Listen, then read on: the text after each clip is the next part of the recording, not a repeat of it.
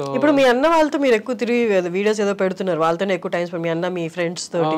అంటే ఏంటి అది మిస్ అయ్యారా, లేకపోతే ఇప్పుడు దాకా అది కొన్ని రోజులు మిస్ అయ్యారా, లేకపోతే అది ఇప్పుడు దీని నుంచి బయటికి రావడానికి మీ అన్న మీతో మిమ్మల్ని అలా బయటికి రానికేనే నాకు టు బి ఫ్రాంక్ ఇష్టం ఉండదు మందు కానీ పార్టీస్ కానీ అదర్ దెన్ వర్క్ వేరే ఇన్వాల్వ్మెంట్స్ కొంచెం ఇష్టం ఉండయి.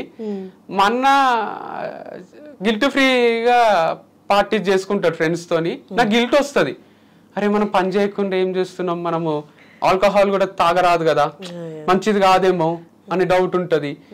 చికెన్ కూడా అన్ని టైప్స్ ఆఫ్ చికెన్ వెరైటీస్ అవి తింటే మంచిది కాదు కదా, ఇంత కారం తినొచ్చా, ఇవన్నీ ఎక్కువ ఆలోచిస్తా. ఇది ఈ మ్యారేజ్ బ్రేకప్ కొంచెం పెయిన్ ఉంటది కదా, 100% ఉంటది. నాకు తెలిసి నా ప్లేస్ లా వేరే వాళ్ళు ఉంటే కొంచెం ఎక్కువ డిప్రెస్ అవుతుంది, చాలా ఎగ్జైటింగ్ గడపనికే ట్రై చేస్తా, ఆల్టర్నేటివ్స్ వెతుక్కోనికే. దీనికి వన్ అదర్ రీజన్ ఏంటంటే సూసైడ్ ఇది ఇష్టం ఉండే నాకు, డిప్రెషన్ లోకి పోయి సూసైడ్ చేసుకుంటారు కదా, బికాజ్ మా ఫ్యామిలీ చాలా సఫర్ అయింది. సూసైడ్స్ మా తాత వాళ్ళ ఫ్యామిలీలో ఉండే, వాళ్ళు కొంచెం బాధ అయితే సూసైడ్ చేసుకుంటుండ్రి.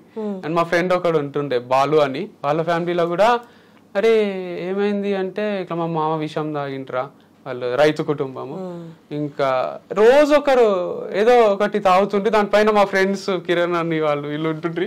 అప్పుడప్పుడు ఫన్ గా కూడా అరే మీ వాళ్ళు చాయ్ తాగినట్టు విషం తాగుతారేంద్రా రోజు పొద్దున్న లేచి అంటుండ్రి. వాళ్ళ లైఫ్ లో కూడా చాలా పెయిన్ఫుల్ సిచ్యువేషన్ ఉంటుండే. అట్లా మా లైఫ్ లో కూడా కొన్ని సూసైడ్ చేసుకున్న ఉన్నాయి, దానివల్ల ఫ్యామిలీ మొత్తం నష్టపోయినాయి చూసిన నేను. అండ్ డిప్రెస్ అయితే కూడా చూసిన, ఇట్లా రూమ్ లో తలుపేసుకొని ఇట్లా డిప్రెసింగ్ ఉండి అందరు జాలి కోసం వెయిట్ చేస్తూ, ఇవన్నీ నచ్చాయి నాకు.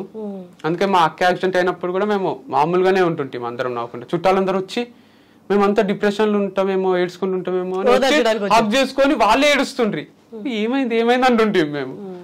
ఇప్పుడు కూడా అట్లనే ఉంది.